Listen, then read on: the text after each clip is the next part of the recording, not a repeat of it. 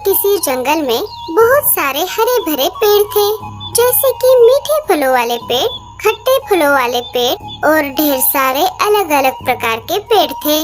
उसी जंगल के बीचों बीच एक बड़ा आम का पेड़ था। पेड़ तो बहुत बड़ा था, पर उसे आज तक एक भी आम नहीं लगा था। उसी पेड़ पर लाडो चिड़िया का घोंसला था। लाडो अपने पति बल्लू और 2 बच्चों के साथ रहती थी। लाडो की एक सहेली थी जिसका नाम था रानो चिड़िया। दोनों अपने सारे काम साथ साथ मिलकर करते। ये लो लाडो, मैंने 2 आम लाए हैं, उनमें से तुम एक रख लो। ये क्या है मम्मी? बेटा, इसे आम कहते हैं। ये बहुत ही मीठा फल होता है। इसे खाओगे तो खाते ही रह जाओगे। हाँ लाडो, पर क्या करें? आम के सारे पेड़ तो शिकारी पंछियों के इलाकों में है। जो कोई भी वहाँ पर जाता है, जिंदा वापस लौटकर नहीं आता। मीठे आमों के चक्कर में बहुत सारे पंछियों ने अपनी जान गंवाई है। छोड़ो, जाने दो, मैं चलती हूँ। बच्चे घर पर अकेले हैं। ठीक है रानो, थोड़ी देर बाद हम अनाज जमा करने के लिए निकलेंगे। हाँ ठीक है लाडो। अरे मीनू मौसी, अब बस भी कीजिए, और कितनी देर उड़ना होगा? मेरे पंख दुखने लगे हैं। अरे पगली, ये मीठे मीठे आम खाने हैं तो तुझे घर तक उड़ना ही होगा। शिकारी चीलों के इलाके से आम तोड़कर टूनी और मीनू मौसी वहाँ से भाग रहे थे कि तभी एक शिकारी पंछी उनका पीछा करने लगता है। मीनू मौसी, लगता है किसी ने हमें आम तोड़ते हुए देखा है। अब हमारी खैर नहीं। भागो मीनू मौसी, जल्दी से भागो। अरे, मुझे तेज भागने की जरूरत नहीं है। मुझे तो सिर्फ तुझसे ज्यादा तेज उड़ना है। वो कैसे मीनू मौसी? अरे पगली, तू पीछे रह जाएगी तो वो शिकारी पंछी तुझे ही खा जाएंगे ना। नहीं नहीं मीनू मौसी, ऐसा मत कहिए। मेरे लिए रुक जाइए, मैं भी आपके साथ साथ उड़ूंगी। दोनों जैसे तैसे करके अपने घर तक आ जाती है। घर आते ही दोनों हांफने लग जाती है। हाँ, मीनू मौसी, आपने ऐसा क्यों किया? अगर मैं पीछे रह जाती तो वो चील मुझे ही खा जाता। आप बहुत बुरी हो। अरे पगली, अगर मैं ऐसा नहीं करती तो तू सच में पीछे रह जाती। देख, तू अब मेरे साथ है। चल, अब कोई और टपक पड़े इससे पहले ये आम हम खा लेते हैं। आहा, कितनी अच्छी खुशबू आ रही है। कालू जी, ये इतनी अच्छी खुशबू कहाँ से आ रही है? लगता है किसी ने नया परफ्यूम लाया है। अरे नहीं नहीं गोरी, ये किसी परफ्यूम की खुशबू नहीं है, बल्कि ये खुशबू मीठे आमों की है। लगता है यही आसपास ही कोई आम खा रहा है। गोरी आम की खुशबू की ओर चल पड़ी। लगता है ये मीठे आम की खुशबू मीनू मौसी के घर की ओर से आ रही है। गोरी मीनू मौसी के घर के अंदर चली जाती है।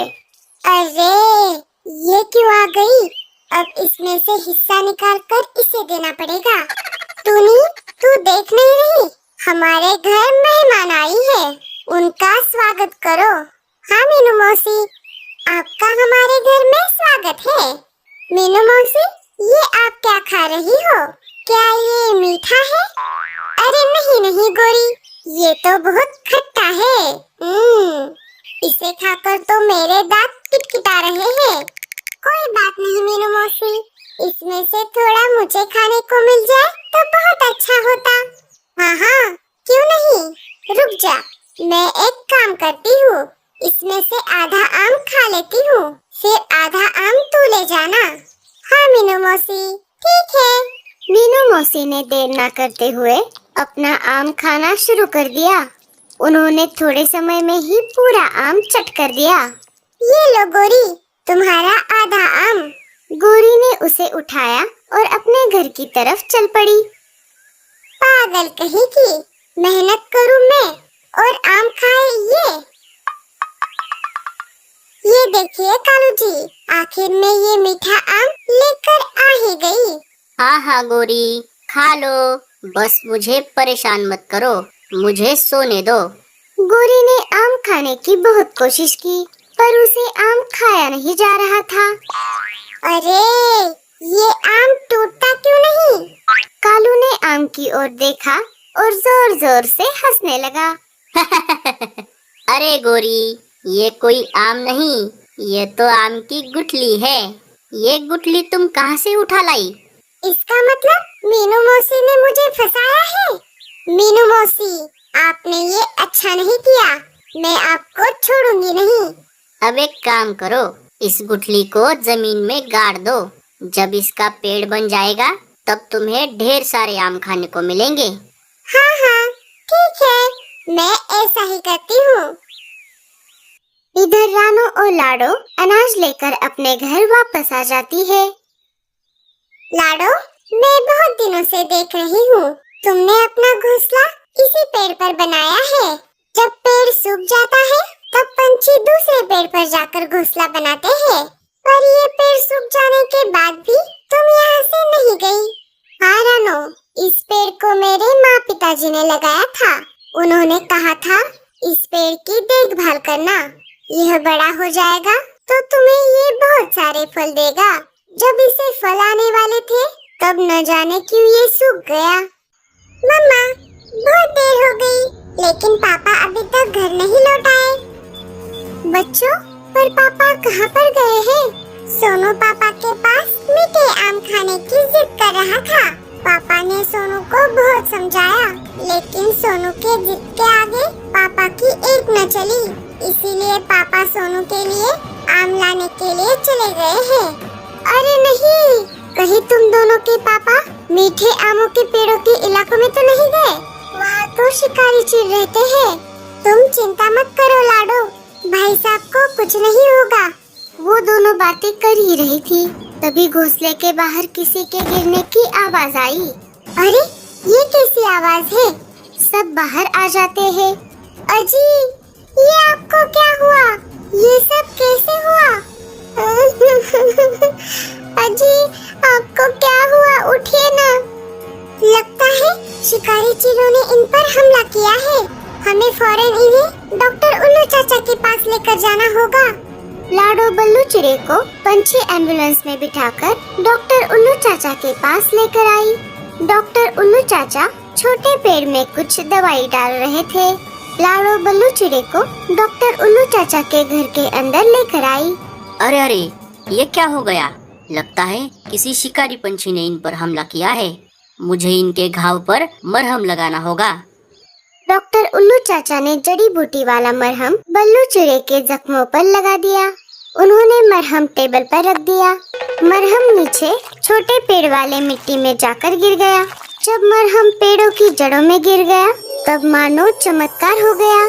सूखा हुआ पेड़ धीरे धीरे हरा होने लगा। अरे वाह, ये तो गजब हो गया।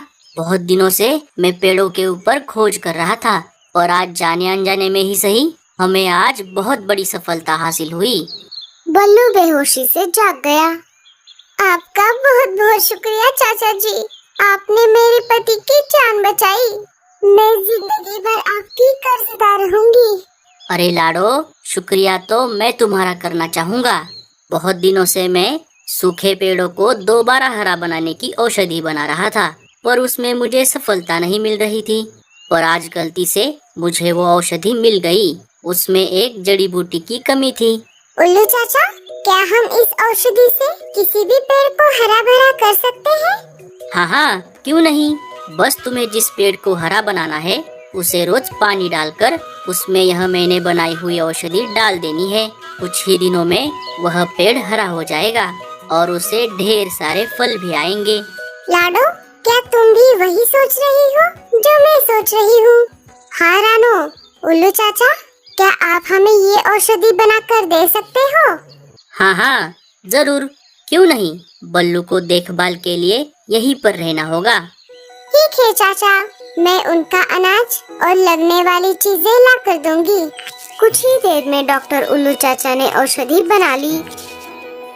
रानो और लाडो पेड़ के पास आ जाते हैं। चलो लाडो, हम पानी लाकर पेड़ को डालते हैं।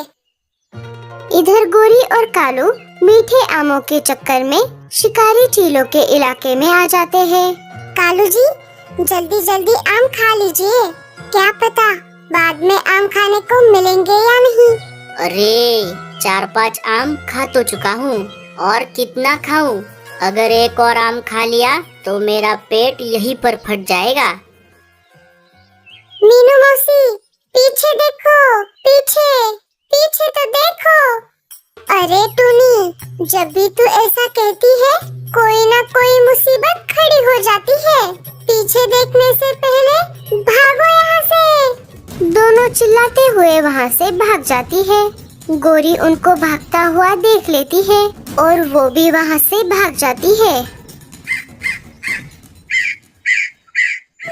इधर रानू और लाडो ने पेड़ को पानी देना शुरू किया था। 2-3 दिन उन्होंने पेड़ को पानी दिया और डॉक्टर उल्लू चाचा ने दी हुई जड़ी बूटी वाली औषधि डाल दी। तुम दोनों इस सूखे पेड़ को 4-5 दिनों से पानी क्यों डाल रही हो? सूखा हुआ पेड़ क्या कभी हरा होता है भला? मीनू मौसी, आप देखना, हमारी मेहनत जरूर रंग लाएगी और ये पेड़ जरूर हरा होगा। हाय रे मेरा पति, मीठे आमों के चक्कर में मारा गया। अब मेरे बच्चे का क्या होगा? चुप कर गोरी, अपने पति को तूने ही वहाँ पर छोड़ा था, वो भी अकेले। इसमें तेरी ही गलती है। अरे क्या हुआ टूनी, ऐसे आंखें फाड़ फाड़ कर क्या देख रही है? मीनू मौसी, देखो ना, इस पेड़ को तो पत्ते आ रहे हैं। सारे देखते हैं तो क्या, पेड़ सच में हरा भरा हो रहा था और उसको बड़े बड़े आम भी आ रहे थे। लाडो और रानो, आप दोनों का बहुत बहुत शुक्रिया। तुम्हारी वजह से मैं फिर से जिंदा हो गया। अगर तुम दोनों नहीं होती तो मैं ऐसे ही सूख जाता। पेड़ को बोलता देख सब हैरान हो जाते हैं। अरे ये तो आम का पेड़ है, इसका मतलब हमें आम चुराने, मेरा मतलब आम खाने के लिए शिकारी चीलों के इलाकों में नहीं जाना पड़ेगा।